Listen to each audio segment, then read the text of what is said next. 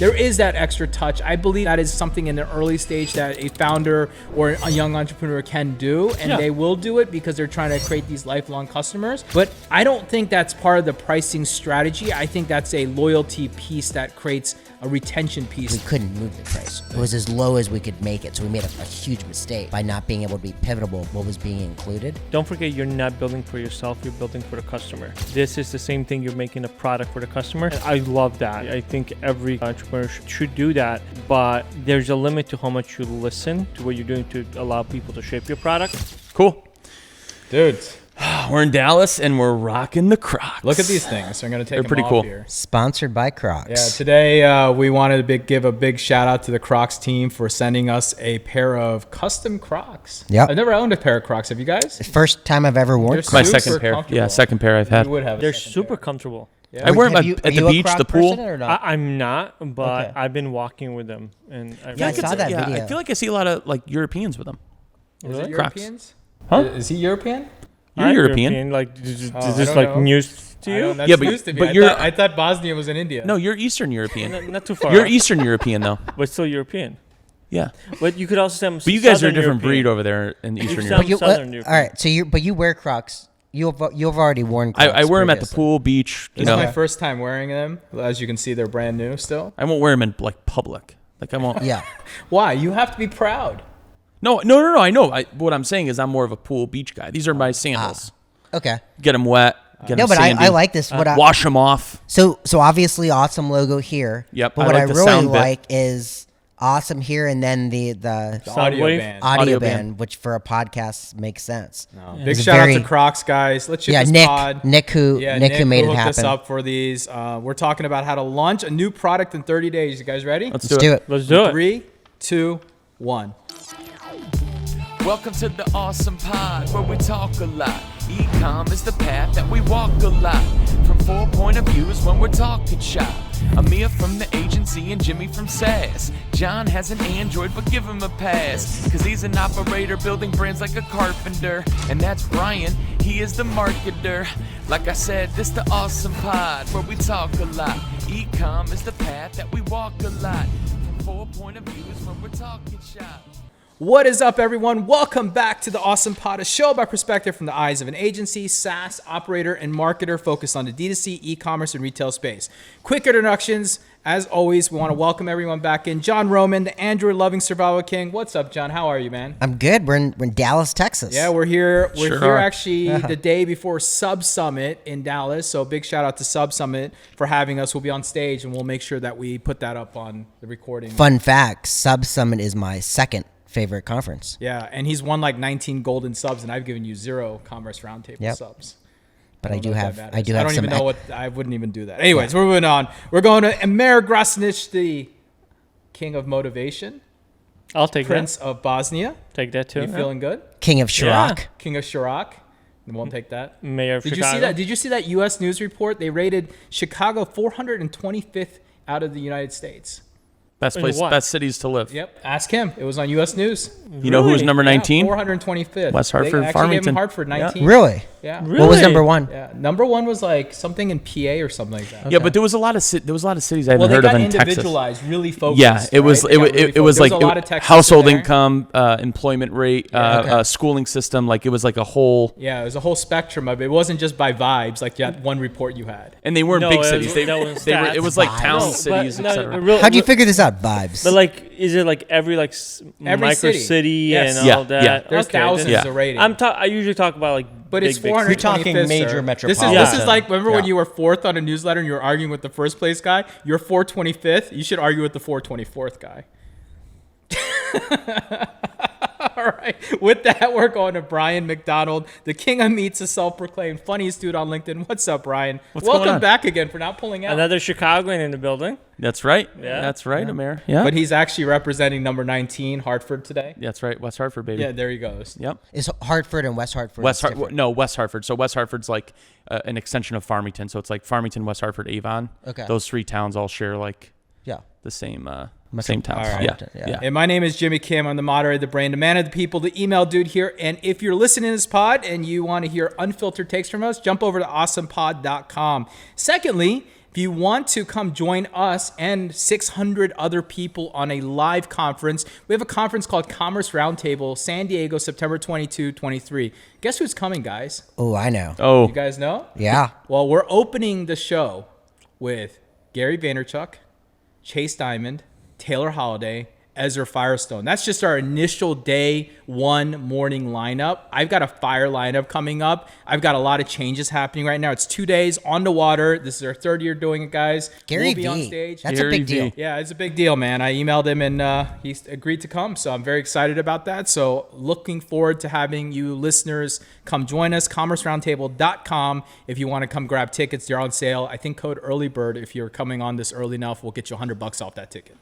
All right, guys. Today, I wanted to change this thing up a little bit because, you know, one of the things that we realized about ourselves, and we had a good, honest conversation about ourselves, is that we wanted to really start talking about things that we can help our listeners really get to that next level that we're working in. And the title of today's pod is How to Launch a New Product in 30 Days with a Minimal Budget. And, you know, I think this is great for the aspiring entrepreneur that is out there with a very limited budget, that's never started maybe a successful business ultimately, and has some basic life skills that they want to come jump online. So I have here a list of things that I'm going to talk about, and we're going to go through a lot of stuff as we go through what is the process to getting to a launch ultimately, right? So I want to start off with the topic, and the first topic is market validation. Because the topic is really a product idea, right? Everybody has product ideas. You know, you walk down the street, John, and you're like, man, I've got that product idea. I wanna launch this thing, but you know, most of the time nothing ever happens of it. But now let's just say you are ready to jump in. Now what? So let's go around the room. Like, what is the first steps in your mind when it comes to validating a product? John, I'm going to start with you. Let's kick it off here with you, John. Like, when you think about launching a product, and you've done not just BattleBox, but like other companies, and you've got some little companies on the side. And I've got a dozen failed. In fact, products. you guys have a prank box that you guys just recently launched. I would love to understand validation. Like, before we start, I think that this is such a crucial piece that many entrepreneurs miss. And I would love to start talking here first, and we kick it off there. So when I think about product validation, I kind of have two buckets. One is the concept, the proof of concept, the idea before actually the second phase, which is selling some of it and validating it. So I think the first phase is talking to people about the idea. I think while that makes a lot of sense and it might be deemed common sense, most people mess this stage up because they talk to friends, they talk to loved ones. They don't get the honest answer. They're not giving them honest answers, Yeah. right? So I was actually last year talking, or 2 years ago at Sub Summit, interviewing Anthony from Splendies, who was on the pod a couple episodes. And he was talking about this. Don't talk to your friends, right? Do not do it. Talk to people outside your network that are going to give you unbiased feedback. But at the end of the day, phase 2 is what really matters, because it's people you don't know that are willing to give you their credit card number. And I think that's the true where the true validation comes. Sure. And I think you can accomplish it. You don't have to go full scale production. There's so many ways of selling the product before you've actually completely got it ready. You know those street TikTok social media things that happen where they're like, they walk up to them and they're like, would you like to look at this product or whatever it is? Yeah. I feel like that's actually like a real life way of kind of doing this. That's where you go validation. and talk and say, Yeah. what do you think about this? And would you buy this? You're going to right? get unbiased feedback. Yeah. And you should expect people to say no. You should expect people because you're not going to get everyone to say yes. You should expect for your first iteration of the product to not be right. Yeah. You're going to have to tweak it some. yeah. All right, well, let's talk about this. You guys launched some little like testing, and I don't know any of the details. Yeah. I forgot to ask you guys about it, but how is that going? 'Cause we can't obviously say all the things, but basically, I'll set the stage. All I know is they have launched a prank box, which is an empty box that is very embarrassing on the outside of the package, and the design is to go prank your friends, and then you got a viral loop. But you guys want to talk about that and tell us how it's going? How did you guys validate this idea, and how's it going so far? Yeah, I think there during, especially, there's been different iterations of this in the past where you had the company where they used to write messages on potatoes, right, Yeah. and then deliver the potatoes The to your Rock. home, right, There's a couple of them. and Yeah. that evolved. Eggplantmail.com, I believe, was the other one, but then that evolved during the latest presidential race. So we saw the prank industry sort of evolve between different sort of janky products all the way through the boxes. And the social validation was already there due to the virality we saw during the latest presidential run, right? And you can look up, your Amazon statistics and all of your like TikTok shop numbers on, it was like Pete's Pranks. There was a few other ones at the time. So the social validation was already there, and we're just doing it in a similar but different way. Yeah, and I think it's a combination of also reading the room, and we're seeing how TikTok Shop is evolving and how it's operating, and that there's a price point of call it $20-ish. That is the sweet spot. We know that everybody wants to be an influencer creator, so influencer seeding has become a lot easier. You see brands jumping on TikTok Shop. So we view TikTok Shop as an easy way to get quick validation, low cost. Yep. It allows us to get, it's not launching the website and pushing sales and ads to the website. It's let's just start with influencer seeding. Yep. So you guys are seeding influencers right now with this Correct. thing? Okay. And that's the go-to market strategy. Yeah. Got it. Eventually, as you scale and you get validation, we can start testing other channels. But in theory, you don't have your marketing spend is the cost of Goods and shipping. Yeah. Go. Yo, listen up, let me put you on game. OmniSend's got the tools and everything that they claim. Email, SMS, yes, all in one. E-com brands love it cause it gets work done. Yeah, 125K worldwide. Reviews so high, got them beaming with pride. And their stars are 4.8, no joke. Shopify back, so you know it's dope. Automation so slick, like a self-driving whip. Bring them back with a click, never losing the grip. Easy migration, yeah, that's no stress. Support so strong, got me feeling real blessed. No sneaky fees, no surprise in sight. Ain't calling it alignment just to raise the price. So if growth is the goal and sales on your mind, OmniSend's got the tools, now go get what's mine. Hit OmniSend.com today and watch your brand take off, okay? Oh yeah, and tell them Awesome sent you. Yeah. What about product creation? Like, where did you guys go for that? Like, obviously, it's not a hard product to create, some images, some stickers, and some stuff. But, like, how did you guys decide one investment to make to get that initial product? Because the listener here potentially is trying to figure out what they want to do here. ChatGPT.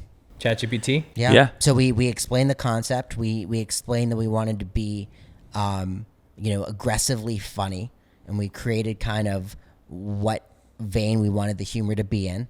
We wanted to obviously not go too far left, too far right. We wanted to stay still on the fairway.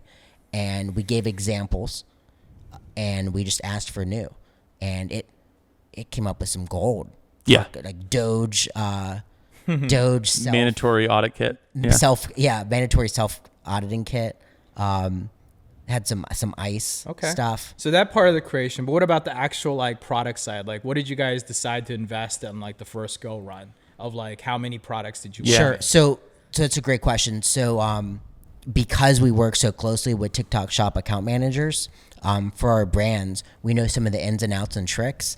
And one of the requirements for the algorithm when it looks at content from creators, when it's talking about a TikTok Shop affiliate item, if that brand doesn't have greater than 500 quantity, it can't maximize virality. Ooh. So you have to have a minimum over 500 of quantity in order for the viralness of the TikTok algorithm to fully maximize. Because TikTok's worried about it selling out, obviously. But right? didn't that make it kind of challenging? Because now we got $500 times $20. Well, I guess cost isn't $20. What? $3, $4, $5, let's just say. I don't know what the cost is. I'm not going to expose it, but I'm just saying. I'm not talking about. Let's talk about it. Yeah. Well, not just your product, but I was talking about just a general product. Someone goes and purchases in crates, right? Yeah. $5, $7, maybe $10. Let's just say for a $20 product. Let's just say it's $5 landed. Like, let's just use that number, right? Okay. So that means that person has to put out about $2,500 in order to make their first product in order to have 500. What happens when you're below 500? So you can still have success. Okay. You're just not maximizing. The conversations virality. we're having. The algorithm with TikTok. When we're having the convos with TikTok, we're talking about maximum scale. How do we get hundreds or thousands or millions of dollars out of this specific SKU? And in order to do that and maximize the algorithm, you have to have greater quantity of 500. Okay. That's just for That's only maximum. for TikTok Shop, though. Correct. Obviously is not important for other channels. Correct. That's the only platform that cares about quantity. Interesting. Yeah. All right. Let's come back to that real quick because we're skipping steps a little bit. I want to talk about that a little bit more, but let's go to the next step, which is, all right, let's say I validated my product and I've started to create my product. We obviously need a place to sell it. Yeah. Right now, the best place to go sell it is Shopify, Yep. right? We've all agreed on that. Super easy. Amer, do you agree on that? You're giving me a look. Like No, to a degree. I mean, do you not think Shopify is the best place to start and launch I guess it depends. for most for a physical product? for most products, yes, but I think TikTok Shop has unlocked something To special. avoid the website? Not to avoid the website. It's kind of like, here's my thing. Like, a lot of entrepreneurs, when they start off, they want to own the entire experience, the brandability of the product. And I agree with that. But I think the eBay's, it's a lot easier. TikTok Shop's a lot easier. Amazon here and there. Whatnot. Yeah. But whatnot. But I think it's like, it's easier to validate a product on a marketplace. It's cheaper to validate it Than to go build something. than to try to build SEO, paid media, and all of that. You can So- validate the product. You obviously pros and cons. You don't own the customer on those Yeah. Yeah. platforms. But I think it's a great point. That is You a can very run good faster before. Yeah, because our goal is here in the first 30 days to launch a product. Do you guys have a website for your prank site? So we do. Yeah, basic so we have Shopify. when you open the prank, there's a QR code to prank the person who pranked you. Yeah. And For the QR 25% code- off. Yeah, the Okay, so QR the code goes to our viral- website because even though, yes, we're trying to validate it on TikTok Shop, we still want that first party data. We still want that Sure. customer information. Interesting. Okay, so I like that. Like, you don't need to go off and do it, especially at this level when you're in the first 30 days. Validate your product Let's just first. go Yeah. validate and sell it out. And the reality is if you do a good job selling it and the product is good, eventually you'll need to make a website because you want to start owning the customer Yeah. information. Yeah. And I think it's an old playbook, but I think it still works to a degree. Not as effectively, but still maybe exploring something like a Kickstarter. Okay. Where you can go set up a landing There's page. all sorts of versions now between Kickstarter Yeah. and crowdfunding. Indiegogo. So many Yeah, there's a crowdfunding bunch of- platforms. Whichever crowdfunding platform, but I think there's a play there as well that it's open. I think, I mean, I'm the biggest proponent of Shopify, but I think go-to-market, I think there's cheaper ways to validate than setting up a So Shopify. not setting up an actual store, but just really focusing on channels. And it doesn't matter if you're drop shipping or whatever, if you can bring these products to a certain channel and just start selling it because they have a embedded. So does Instagram stores, do you need a site for that? Technically, yeah. It's just I don't put that in the categories. Okay, of you don't put that in the places. category. No, it's So not you're- where it needs to you're be. like Just Amazon, just like TikTok. YouTube shopping isn't there. yet Yeah, either. okay. Yeah. I So would it say- really I would depends say on TikTok- understanding the platform. Yeah, TikTok, eBay, Amazon, whatnot. There's a couple others. Yeah. I mean, there's T- Etsy, right? Temu now. Poshmark. Yeah. Temu. Yeah. It's interesting. Temu? You can sell your own products on Temu? Well, now if you go to Temu in the U.S., it's only U.S. Well, currently, right, with the tariff situation and the Yeah, Section but now 7. you've seen. So I know some brands that sell versions of their products on Temu. Does it work? Yeah, I mean it's just another channel. Oh, interesting. Okay. Yeah. Well, let's flip back over to the marketing side because I think this is really interesting. So you had mentioned that you guys selected TikTok Shop. If you couldn't select TikTok Shop, where else would you go launch on? eBay. Okay, I think eBay would be the next. If after that, Amazon. got it. What about you? I think eBay. Okay. I think eBay is so undervalued in today's Interesting. space because I think people think eBay and like used products, but I think eBay consistently of any marketplace outside of Amazon, because Amazon's bigger than a marketplace, they just do a really good job with everything. I got these shorts on eBay. They're new. Did you? Yeah. They're new. I like how you had the Yeah. preface. Well, because he's a good point. Yeah. They weren't some guy wore 'em, Paul from Minnesota. How do no, you they came. search Paul. on- I how do bought you them search from on Paul from eBay? Minnesota. Yeah. But Jo- they had tags. John, how do you search on you? Do you just type in shorts? No, so I was looking for a particular brand. Oh, okay. Got it. So you were brand searching. I was on brand. eBay. I was brand searching, and they were on eBay. There was a seller with tons of reviews. Tens of thousands, and Interesting. he had them in stock. What about you, Bob? Yeah, I was going to say, I'm thinking about this differently. I think like the entrepreneur that has an idea today compared to the drop shipping era or even 10 or 15 years ago, I think the easiest way to even start if we backtrack here in terms of product market fit and selling it first, I think I would build distribution first through your own branding on social media, because it's so that's one of the only ways to get free distribution. Or else now you either have to pay for distribution, right? Or you have to give a big nut to Amazon or TikTok Shop, etc.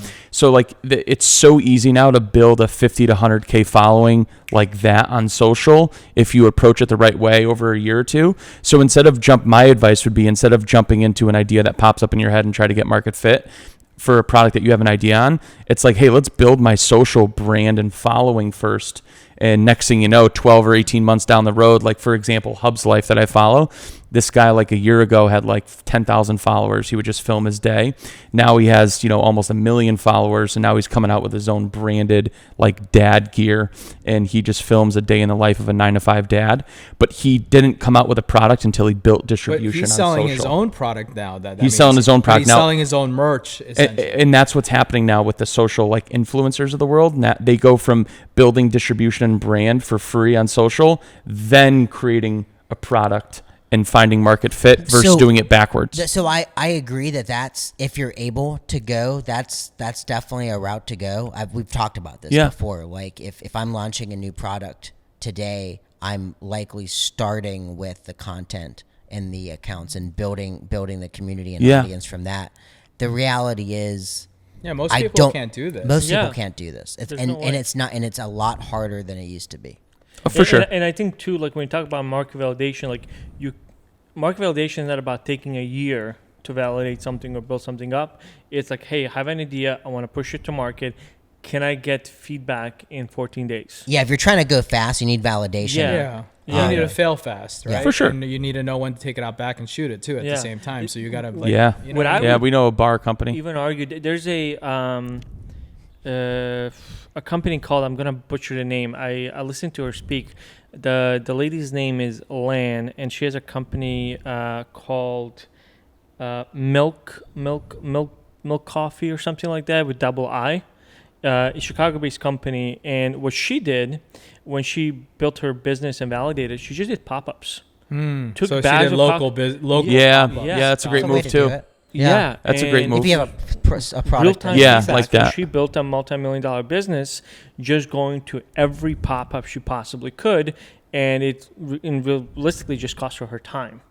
And she slowly built it up, and now she actually has, I think, a few locations in Chicago as well on top of the e-commerce business. Yeah, but I think if you're thinking about your first 30 days, John, and like thinking about how do I make sure I'm out there, I'm getting my product in front of people, you can only have so many friends and family to come by from you, and that's honestly not giving you a real validation. Yeah. Correct. You've got to get strangers to come by. You have to have strangers. And what better way than to do it? And I think there's a gift of gab that's required in order to be able to do this, just like there is a gift of social media. I mean, what this is telling me, what I'm hearing from you guys is, what's your strength? Right? You as a human, what is the thing that you are good at that you believe you can go do? And triple down on it. Maybe it's commenting. Maybe it's going store to store. Maybe it's being able to stand up a pop-up. Maybe it's going on whatnot. But like all of these require some level of skill. Yeah. Like it's not just like, hey, you're a total newbie, go fire this thing off. Yeah, it's fine. It's two variables. It's find your skill and then find the best place for that product, right? For that skill for milk coffee stuff, pop-up probably makes more sense, right? Because you're getting taste it, they need to hear it, they need to simple collectible tchotchke, whatnot, right? Yeah. One thing for starting entrepreneurs and friends and family part, and I mean this wholeheartedly, if you're friends and family, and when somebody starts a business, you ask for a discount, you're neither a friend or a family. Ooh. People need to stop asking for discount from entrepreneurs up front. Support their journey, because is this about me asking you to discount my bill last month?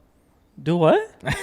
Yes, it is. Did he ask you to discount his battle box bill? No, I was just joking. No, but I know I seriously mean it, because it's like I talk to so many people and they're like, "Oh, I'll give you a discount because your family." No, I want to support you in full effect because you are a friend, you're a family, and if they discount everything by 20-30%, they go to their margins. Yeah, but here's the problem. Those friends and families, whether they're asking for a discount or buying it at full price, they're buying it because they're friends and family, and they're doing a disservice to the entrepreneur because they're making them think they have a good product when it's probably total. Yeah, that's true too. There's no doubt. That's true too. Yeah. You're not helping. You're hurting them because you're giving them false hope. That's why rule number one: you don't ask your friends and family for advice or to make a purchase or check it out. You can tell them about it and tell them what you're working on. It's just and a bad if they decide idea to buy, they can. But yeah, I think too often we go to our own networks internal without thinking about like how to get external, because that validation point is why there's so many businesses out there that have products that are not good. Like the guy Brian's gonna break his heart tomorrow and tell him the truth. Oh man, what's the story? We're not. Yeah, we can't really say the name. There's a product that's out there it's just not good. It's not a good product, and you're gonna literally tell him. Are you gonna be a good entrepreneur friend? Yeah. Okay, so you're gonna tell him. We decided we're gonna have an intervention. How long has it been before? It's been like 6, yeah, 7, he's 8 put a lot of months. money into it. Oh wow, I didn't know that. Do I know who it is? Yeah. I think we all know. I think I know who it is without. Really nice guy. Really nice guy. But I just think it's. This not is the a thing good you talk about in Slack when you got the sample and you're like, "What is this?" Right? Yeah. Okay. Yeah. All right. Let us jump into the next phase of this thing, right? So you've got your marketing, you've got your your where you're going to sell it. Let's talk about pricing, because I know we talked about at the high level pricing, but oftentimes when you're pricing things and it's a new product and there might be no one to compare it to, or you might not have an idea. We often will cater to a low price, and some people will want to do a really premium price without knowing what price points. How do you think about it? Is this based on your channel? Is this based on your sales motion? Like, how do you think about pricing? Who's got a thought process? Yeah, so I will say I'm overgeneralizing here, but always start high, in my opinion. It's a lot easier to start high and then come back down. Because when you go up, you have to give it a substantial reason for that pricing to. It's difficult. Jump. Yeah. Now, I think too, and taking from lessons learned, we had a children's subscription called Wanla that we failed. We shut it down after about a year because we just didn't have the scale. We had a few hundred customers monthly. Just wasn't. If with subscription membership businesses, if you're not quickly above 1,000 members, you don't really have proof of concept. The revenue isn't good enough to dedicate the resources, so we killed it. But we had pigeonholed ourselves where we on this price point and all what we were including with it, and we built around that price point, assuming that it was the right price point, and there wasn't wiggle room to go lower because of how we had built the brand. So we couldn't move the price. Interesting. It was as low as we could make it, so we made a huge mistake by not being able to be pivotal about what was being included. So pricing matters. When you did that, was it because you guys financially modeled it and said, "Hey, my product is $5. I'm going to spend $25 on this, and I need $10 of overhead. My minimum price I need to sell this thing was for $40, let's just say." Correct. And then you realized the 40 wouldn't hit. What would you have done? Would you have gone to 50, 60, 70 on top of that, or how would you have adjusted that differently? Well, it was obviously not hitting because it was too expensive already, right? So how would you have come and pivoted it downward anyway? I mean, I think it's error and a mistake we made where we didn't have true product validation. Yeah. We should have been more nimble of the idea and the concept, but we were so confident in the concept. The problem is we made the decision on pricing based on our model, right? I think that's a big entrepreneur fallacy too. Yeah. I think a lot of us, we go in and they're like, "How should you price them?" And you're like, "I don't know. We're just going to price it at a certain point. Yeah. This feels good," Yeah. without any kind of testing and asking around. Right. I And think that's we part made of that the mistake, problem. and this is recent. This is a few years ago. Yeah. Yeah. I also like what you post-COVID. did with Whatnot too, where I think a lot of people, like you were saying, Jimmy, where they just kind of jump in and price it at whatever. And you really have to look at your product and what it's currently selling for, right, roughly in the marketplace. And then also create your model based on, are you going to even make money off of this to fit what it's selling for in the market, right? Because I love using tumblers as an example. For the most part, 99% of tumblers are all within a 10% price point comparison, right? So you have to also know what you're selling. For us, we're selling a commodity in a meat, vegetable, organ mix. And it's not like we're sourcing, a golden cow from Utah where we can say, hey, our beef is 90% more expensive because we're sourcing a golden cow. For the most part, right, beef or chicken or turkey, you're dealing with a market rate, right? So if you're going to the grocery store, there's a market rate surrounding food. Now there's some fluctuation with, like, there's a couple like Shark Tank people. My wife and I fall asleep to it every night. Classic. Someone came on there and they wanted to be a high-end baby yogurt. like a toddler to baby yogurt. And Mr. Wonderful, I never forget this. He looks at her, he goes, "That will never sell. You can't be in food and come out with a product and set your own price."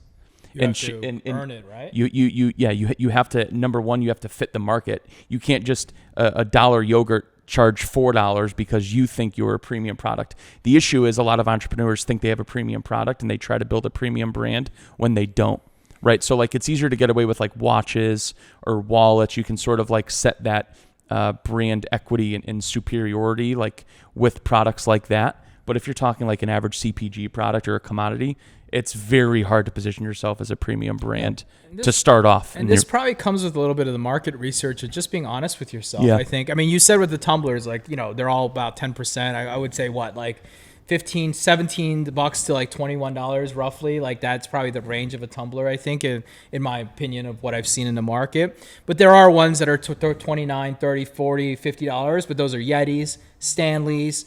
They're big name brands, right? Hydro Flask, right? These are all the market leaders. Yeah. And they've priced themselves up because they know the demand is there, right? But they didn't start like that. None of them did, right? Yeti wasn't even a cooling or cup company initially. It was some other, I can't remember there was something else before they made the pivot about 9-10 years ago. Something with champagne. Yeah, champagne, like a party box or something weird. It was something really weird, and they made a pivot there and totally different to what they were. And they were never they never started off premium. The market responded and let them become premium. Yep. Right? And I think this is the same thing you got to think about your pricing strategy, because I know the concern, right? An entrepreneur's concern. They go, "Man, if I price this thing high, it makes me look expensive, and therefore it'll be premium in the future." But I don't believe that you come out premium. You have to, unless you're like Tesla, like you have like a very specific like playbook around that. Most entrepreneurs need to come out at the market competitive rate to at least get the validation that someone's going to buy. You need validation. Yeah. Right? I think too that people don't attach to product enough, and I know it's not applicable to every vertical, is the experience portion. Is like, do you just want to be a product that's transactional, maybe like most tumblers are?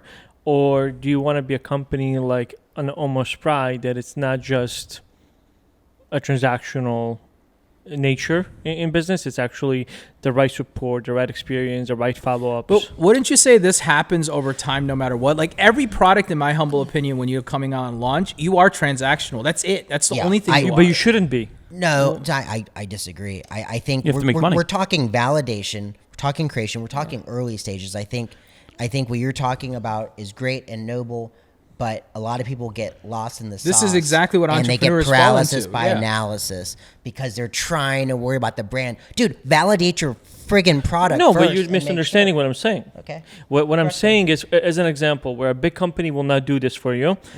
When you send your first product and somebody buys it, write them a nice note card. It's like, "Hey, you're the first purchase I've had. This means a lot to me. Any feedback on using my products will go a long way."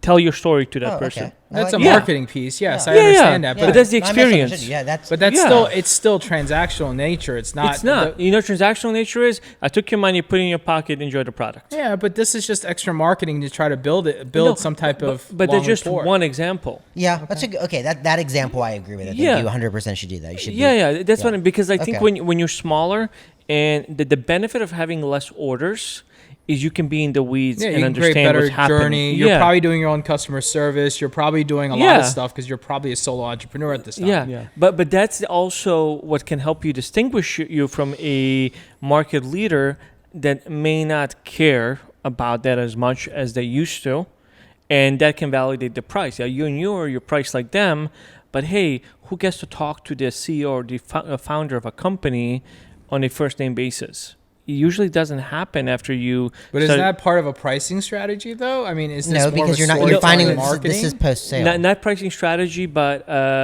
price validation, where hey, I'm going to offer a value that my competitors or market leaders are not offering. Give me an example because your example was post purchase, which wouldn't apply. Yeah. I mean, how would they know they're going to get this letter until they purchased?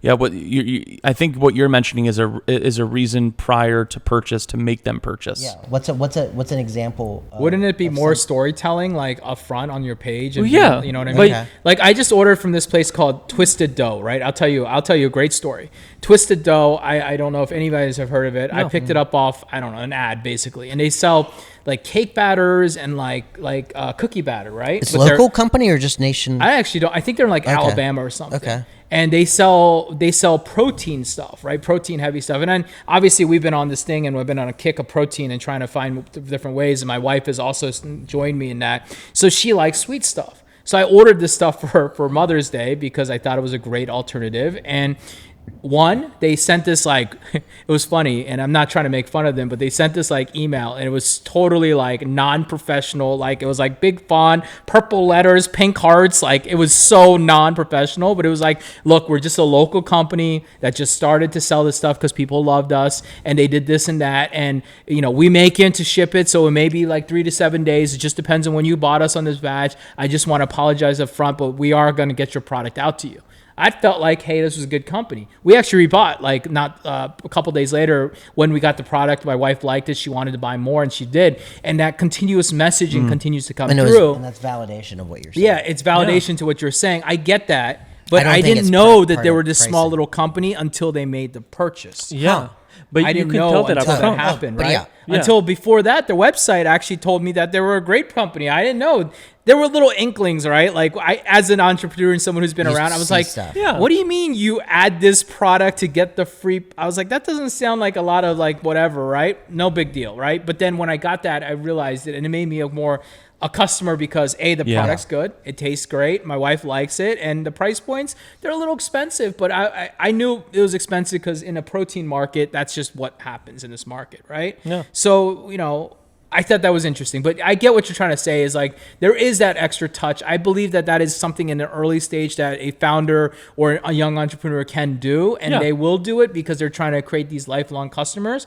But I don't think that's part of the pricing strategy. I think that's a loyalty piece that creates a retention piece into the future. If you don't the back end, but what I'm saying is like, let's say a beauty product. Yeah. And you're selling a beauty product. If you upfront say, hey, when your company, the experience you have with our product matters, after you purchase, our founder is going to follow up to make sure you use it the right way, Sure. get feedback and things like that. So you can expose that like, hey, What are you putting that like on a PDP or Yeah. on the Yeah. the content? Yeah, you can put on the PDP. You can put on, I think what a lot of entrepreneurs do, to what you're saying, actually, to pick it back off, they focus so much on the brand, the logo, the tagline. You know what? They want to be like the big competitor. Yeah. The fact is, your advantage is that you can tell your story, who you are, and why you care. Yeah. To do this journey that you're taking, and share it with people. When you become 5, 10, 15, 20 million, make the pivot. But for probably the first million, you are the company. Oh yeah, easily. The first million is not product market fit in my opinion. Yeah. I think you're still trying to determine that. And I think this is something important for a lot of people to hear. Like, I think that almost at the physical product level, you can brute force your way to $1 million. I think $1 million a year brute force is possible just by having lots of ads. Doesn't mean you're profitable or making money. Yeah. But I'm saying you can sell $1 million without good product market fit. And I would say that this may not be pricing strategy, but I think it's price justification. Yes. And I think to justify the price and why you're charging what you're charging for a smaller company and telling that story, I think it does support a pricing strategy and transparency for a consumer. So I think I sent you guys it was a few weeks ago. Remember, all of my kids and cousins were watching the Mighty Ducks on TV. Yeah. It was like a big couch Yeah, photo. video. And Haley's cousin, he's like 11, 12 years old, does macaroons. Him and his mom make macaroons and sell macaroons. Like the little like cookies? Little Yeah. cookies? Okay. She's an unreal baker, and he like fell in love with it. So like he has his own macaroon website. That's cool. What he did though is he went to all local events around town and handed them out and taste tested them. But he had his computer up where like, what's your favorite flavor? So like in order to taste test these, you had to like pick your favorite flavor and then because this is before he started selling them, what would you pay for a dozen macaroons? And then he had like a Google form with like 4 or 5 answers, and whatever that's literally because him and his mom didn't know, and they weren't local to me. Like I never talked to them about it, but I was like, how'd you figure out how to like sell them for this? Some kind of and then experience, they were like, oh, we just asked people. We asked people what they wanted to pay. Yeah. That's experience that comes into play. This person, whoever this is, your uncle, you said? No, so it's Haley's technically second cousin. So I don't And know. how- Her cousin's but a kid. There's no kid. real relationship. Kid. We're 12 talking years old. 12. Okay. But 12-year-old kid. not the kid, but whoever the adult is that's Yeah, the helping. mom. Yeah, it was Yeah. likely not the The mom. kid's The idea. mom Yeah. must have some type of business experience to have thought this through and said, let's go find out what people pay for it. Let's go find out what Flavors they like, what we want to make. flavors they like, Yeah. and ask people stuff, Yeah. because that isn't some intuition that comes to a young entrepreneur often. No. People are coming in with a high value of ego and gut and like experience and like Check that ego at the yeah, door. exactly. Yeah, but I think that's a great learning. Like a 12-year-old and his mom were just around town finding what they're, and now they do not 9 figures, but a couple $100,000. Well, one thing I would Sell say macaroons. there, and I say this when we build websites and I try to remind entrepreneurs, is don't forget you're not building for yourself, you're building for the customer. This is the same thing, you're making a product for the customer. The only thing with this, and I love that, I think every entrepreneur should do that, but there's a limit to how much you listen to what you're doing to allow people to shape your product. But I think, like, especially with that, like, you have people's favorites, and then you can maybe even do your favorite and see how it does, sure. or whatever the case is. But I think it's a delicate balance, but I think that's a great lesson that you have to remind yourself that you're not making this for yourself. You're making this for the masses if you want to scale your business. Yeah, and a lot of times too, people, in my opinion, people overcomplicate it as well, because unless you're inventing something, right? Unless you're creating a true brand, a unique product that doesn't exist, the easy solution and answer for pricing is just go mid-market and just see if you can sell it. Yeah. Because if you can't, then you got nothing. But unless you're truly inventing something or having a premium experience, like a battle box that's built out that no one else is offering, if you're just a normal product that you have an idea to twist around it, or you know who a great example is, actually a great learning, is that guy Brock from Frost Buddy. Yeah, like he's selling koozies. 4 years ago. Now he's into the tumblers and he's into the coolers where you put the can in the cooler. But he's selling something that everyone sells. And a couple years ago, like he mapped it out. He was doing like nothing, right? 3-4 years ago. But what he found is, hey, we're gonna price everything mid-market, and we're just gonna make cool designs.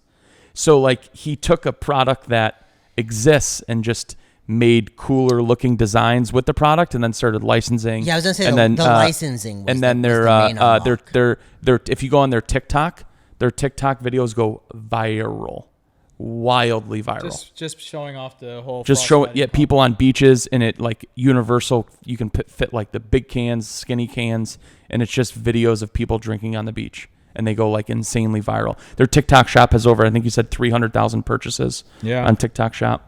So, but it's a cool story from going 0 in 3 years to, I think they're doing 8+ figures now. Yeah, but that makes sense. And he's like 25 years old. Yeah, 25 years old. He's young. Yep. I think I just saw he his pushed post. it about his age Yeah. this week. Yeah, cool. All right. I want to ask a question because you guys kind of leaned into it a little bit, but going back to Shark Tank a little bit, just because I think it's interesting. Mr. Wonderful always goes and he says, you need to take that product and shoot it out, right? I love that statement because He's it's so the most blunt. brutally honest statement So that honest. you can have. So here's the question that I have, and I pose to you. And this is good for the listeners here, like when should they decide to pivot or keep going or kill the product after launch? Like, how do you think about this? So we made some hard line rules when it comes to this, because through past the last 10 years we've launched a couple dozen things at this point. Initially, within like the first couple months of like starting the idea concept, I think you have to define some goals and hard dates, and if you don't hit those goals by those certain dates, you have to pivot or you have to take it out back. Like I think you have to proactively set some dates and stick to them, because I think people like to put their head in the sand and just keep going, and the product's gonna validate later, and it isn't, because it needs to be taken out back. Yeah, and also another good thing he points out, Mr. Wonderful and Mark always says this, Mark Cuban, is everyone always will go into the tank with a new product and they'll give their Kickstarter numbers. And he goes, they always say that's not true market validation and product market fit. They always say those exact terms based off of Kickstarters. And I think people that have a successful Kickstarter do so because of the family and friends virality, sharing, networking, etc. And then when people want to help too. It's a little exactly. bit of gratitude, like, oh, it's a false Johnny, sense of I like the video. I like the individual. Yeah, he's a good dude. Yeah. Let's help him out. So it's like a false sense of success. Yep. But then when they go on the tank and they're like, well, what have you done after Kickstarter? And they're like, oh, like crickets. nothing. And they're like, well, now you have true, Yeah. validation. And that's when he says, take it out back and shoot it. Amir, So- what do you think? I think it's referral rate. What is it? Referral rate. Okay. Like how many of your customers are referring your products to other people? Okay. And I think one of the things that everyone should set up, especially if they have a brand new website or even within like a QR code when they do shipments, is trying to figure out how do they get these people to talk about their product. And in my opinion, if you don't have a high referral rate, now that's going to depend on the industry and the price of the product. I think that will kind of tell you where your business is going. So referral rate and repurchase rate. And if you don't have those two, it's going to give you the outlook of your company. But is it also just picking up the phone and calling customers? Could it be simpler than that? Nothing wrong with that. Yeah. I mean, let's just say you're on the first 30 days, right? Going back to the original topic. How many customers are you going to have? 100? 50? Yeah.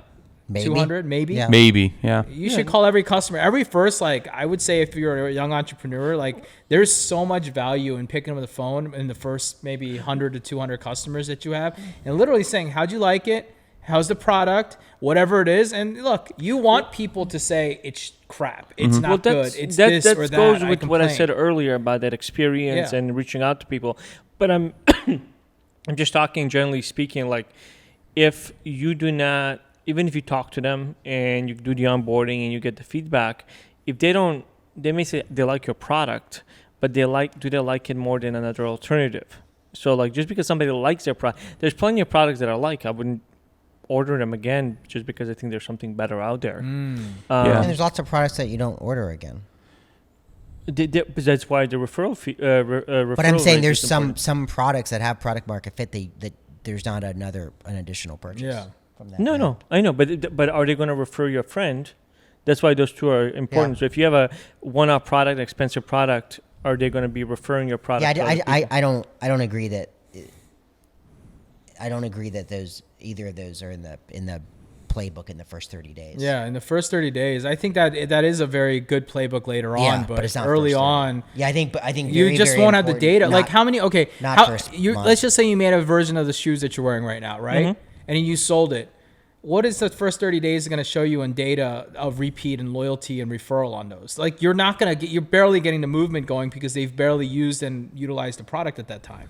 So let's say you sell 100 pairs. Yes. Just in the first 30 days. Good start.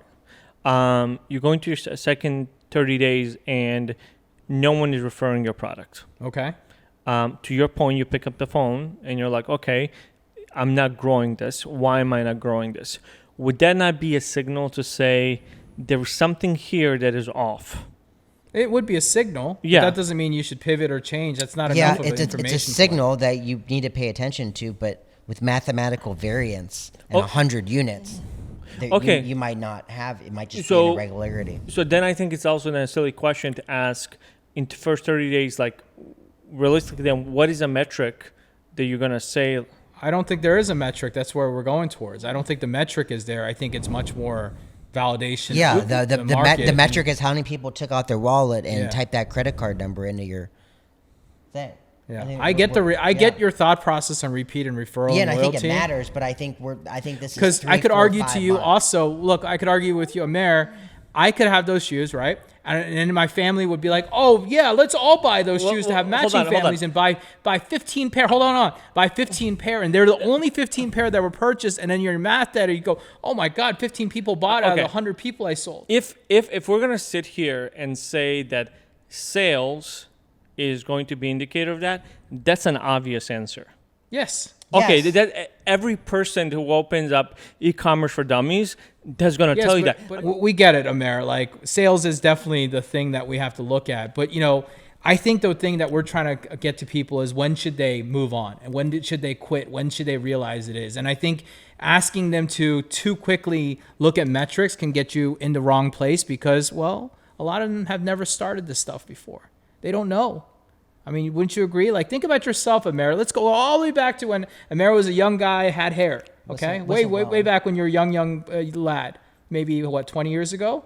Like when you were a young lad getting online, right? And you don't know what's right or wrong for business. You would take any deal that you had when you were working your first agency, for example. I think that was your first thing you did, right? The first agency? Yeah. So you would take any deal. Someone like John, you didn't know, he would come down and say, I'll give you $50 to do this. You'd be like, okay, I'll do it, right? We do that all as young entrepreneurs. So what I'm saying to you here is how, as a young entrepreneur, can a person realize when to make that right pivot and move? So my question is, as a young entrepreneur, so there's going to be a difference in selling a $10 pair of shoes, providing a $2,000 service, or maybe selling a premium product for $300.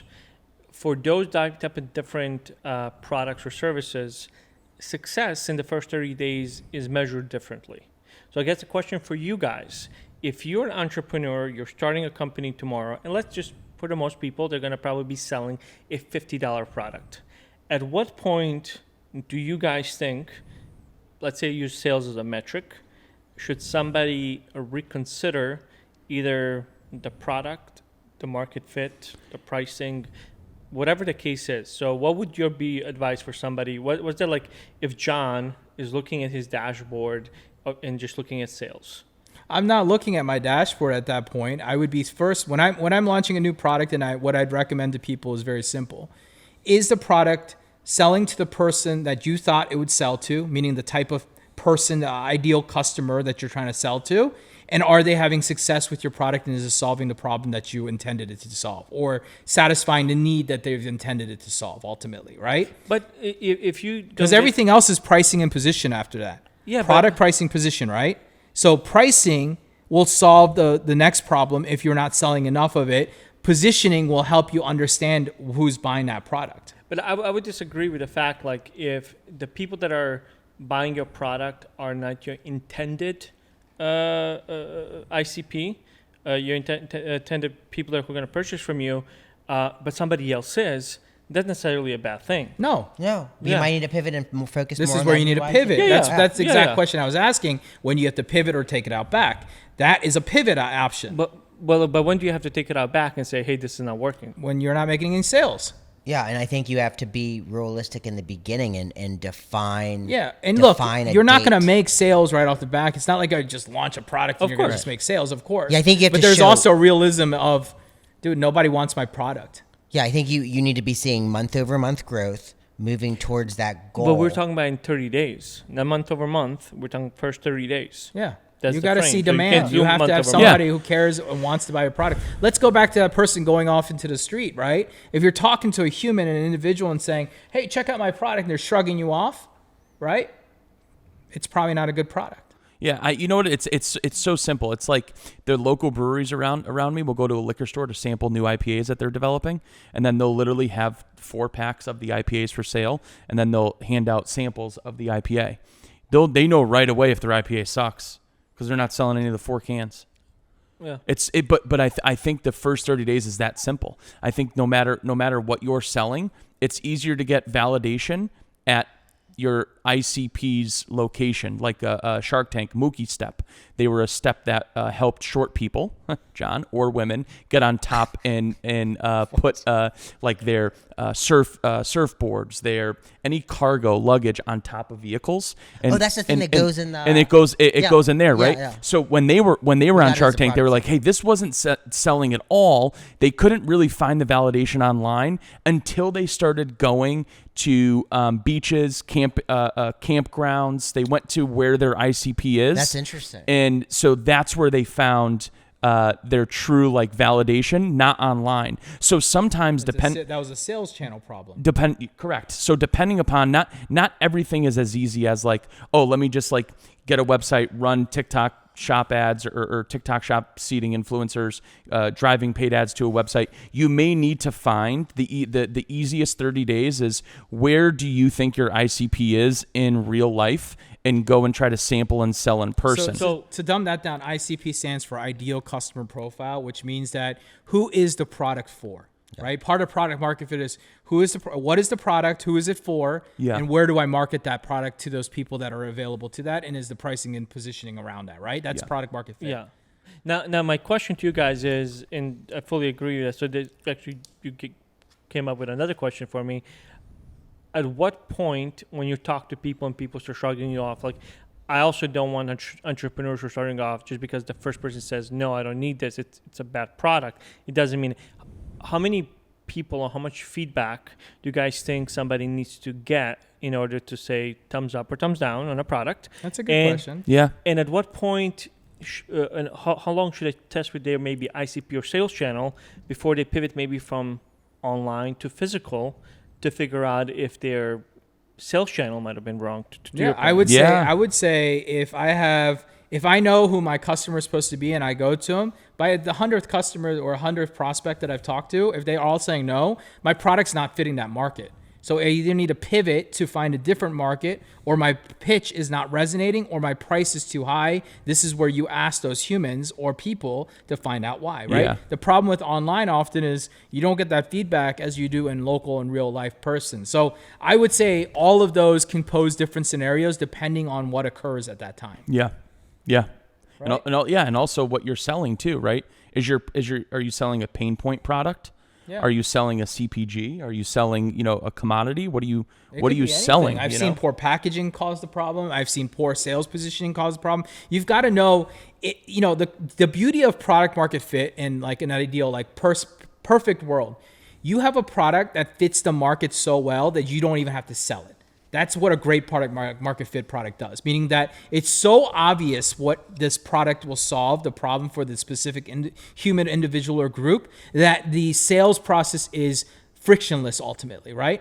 Unfortunately, most people will never hit that in the initial thing. That's what you have as a young entrepreneur need to go find before you can go validate. And that's literally the whole point of this episode is how do we validate product market fit? Yeah. That's what we're trying to talk about. Does that make sense? Yeah. Okay. Cool. All right. Final question here. Let's talk post 30 days. How does that success look over the next 30, 60, 90 days? Like, what do you guys think about? Is this where metrics start to come into place, or is it still too early to think about metrics? I think it's still a little too early, but to be fair, I think that's when some of the metrics that Amir was talking about, that's when you start looking at those. Well, let's talk about those. You said two things: referral, and then you said repeat purchase rate. Yeah. Right. How many people are repurchasing? How many people are spreading the word of mouth to make a second purchase? Because I think when you're looking at 90 days, you should, depending on the product, one of those should start to show up. And it depends if it's a CPG product, right? A consumable, you want to see the repeat purchase. Right. If it's a pair of shoes like this, then I you want ain't to buying start another seeing, pair of these, correct. But I may tell my friend. Yeah. Yeah. And I think that's enough. 90 days is enough time where you start getting that. And I think it's even more validating for products that are repurchasable, that are not like a pair of shoes, because I think for people out there, what typically companies do, they'll do like you get 20% and give 20% off. So like if you refer somebody, your next person is going to be 20% off, and the person you're referring is going to get 20% off. So what you're basically saying, hey, you paid full price, you liked my product at first glance. Now, do you love my product enough to reorder it 20% off and referring you to somebody else? So I think it's like a little bit of like a double whammy, because if somebody really likes your product, they'll rebuy it. Now with shoes and things like that, it's obviously a little bit different. But I think there's a little bit more advanced strategies. That gets a little sophisticated for people, though. Unfortunately, I think I mean, there are different things that you can do, but it's tough. I mean, when you're starting off, there's so many things that you're working on. Like, thinking about a referral strategy is pretty high level of like experience that comes into it. I think the point of retention of like, are they coming back and buying a second product, is probably the only real metric that I can look at. Right? Are my sales accelerating? How about that? Yeah, you either have growth or are you getting repurchase? Yeah, repurchase. The problem, I think, though, is you're going to get half of the products that are CPG products, and I think that makes sense. But we work with a lot of brands that are selling product for $150, $250, $300. It might be once in a year purchase, some are once in a lifetime purchase, and it becomes a lot more difficult to figure out based on a repeat purchase rate. Sure. So that's when it becomes tricky. So I feel like and then there's also reviews, right? People leaving your reviews about your of product, course. how happy they are, right? Or they're emailing you in, or the return rate. I mean, I think all of these are all metrics. I don't think there's one specific metric that you can look at. You've got to look at the business and look at, am I going the right way? And I think that's the honest question you have to ask yourself. At the stage where you sold 100 products month one and you're on month two, like, what are you looking for? You're looking to sell more than 100 products a month. And that's literally it. And if you can sell more, people are happy, they're not returning them, and you're making more sales, it could be referral, it could be loyalty, it could be anything that comes into place. But the one thing I'll tell you is you got to continue to be honest with yourself. So a question for you guys. So like month over month, like if somebody was to have in the first month 100 products, what should be their 100 sales or 100 products? 100 sales, I'm sorry. Yeah, 100 sales. What should be their goal month 2 and month 3? I'd say at least 100 sales, 110 sales. 100. I mean, if you did 100 the first month, I'm probably going to say, hey, we need to get 150 or 200 the next month. I think that's still too aggressive. I think 100 sales, 110 sales next month. Just go the right way. To me, it's momentum, right? I know you want to double, and that's obviously I don't know. If you get 100 the first month, I think. Yeah, if you get 100, I would say. I think 110 the is a next little month low. is great. You grew 10% month over month. Well, I agree But with you're John. starting at the. Because what you're saying here, You're Drake. You're at the bottom. Look at it this way. Look at it this way. Like start. technically speaking, if you get 100 sales in a month, you could, within reason, say, if I double my efforts, I'll double my sales. Yeah. You could, obviously. But we all know we as entrepreneurs often have ambitious goals that are not often met. And I think that it's better to be realistic. And going from 100 to 110 sales the next month is a realistic. You're starting at zero again. So you got to go another 100 plus 10 more than you did the last month, right? Yeah. I mean, and you got to remember, they're not spending on ads usually. They're not ready for any of that stuff. They're still trying to validate their products. So to me, that's a real goal. Yeah. I don't think, remember, hyper growth in the world of economics of 40% growth a year is considered hyper growth in the world of financial invention. Yeah, but starting off at the but I'm just bottom. saying, just to say though, it doesn't matter. It's still scale. 100 to 110, that's 10% month. That's 120% year over year growth still that you're going to attain. More than that, actually. Yeah, but compounds from that. That's Yeah, what I'm saying. I get it. But again, thinking about the young entrepreneur, I don't like to give whole big ambitious goal. Say you go from 100 to 200 in month 2, that means you're telling them to go 400 in month 3. Like, dude, that's hard. It really is. Yeah. Especially on a physical product you when look, you're first you starting. look at to qualify, which means you also have to pay. But That's to be correct. Like You got to get Inc. inventory. You got to get all this other stuff that comes with it. Yeah, but You know? so like look at the Inc. 5000 fastest 5,000 growing private companies every year. I mean, to qualify, besides paying, you look at their numbers, it's all 3,800% growth. Yeah, but that's because the first 3 years they went from zero. Correct. To That's what I'm saying. 3,800. Because you're going from zero. Yeah. Yeah, a lot So, of I those mean, companies start at zero. Yeah, so 100 105. sales. If you did 100 the first month, you can do more than 110. Yeah. Yeah, I like. I see what you're saying. I Yeah, like to you're keep trying to be people realistic. realistic about these things, Yeah. and most people are not going to go to 200. or Maybe 300 have or a 500. Mintar stretch. Yeah, you should think about a 110, Yeah. right? Minimum The next- is the 110. Yeah, We then gotta you're do going to that. do 121 the Yeah. next month, right? You're just growing 10% because by the end of the year you're going to be at 600 sales a month, 600 sales at a $50, $100 product. You suddenly have a real business forming. Yeah. And look, most businesses are not 0 to 18 months, 10 million, $100 million companies. No, Of course, no, they're no. mostly 0 to 18 months just trying to get over to paying yourself. And then you move forward with it, Yeah. right? So that's it. All right, guys. I think this was a great conversation. With that, that's a wrap, guys. Thanks for tuning in. We've got John, Roman, Brian, Amer, myself, Jimmy. Make sure you comment, like, subscribe. Thanks for tuning in. We'll see you on the Thanks, next one. Crocs. Bye, Crocs. Yeah. Welcome to the Awesome Pod, where we talked a lot. E-com was the path that we walked a lot. But now the question is, will you subscribe or not? Ha!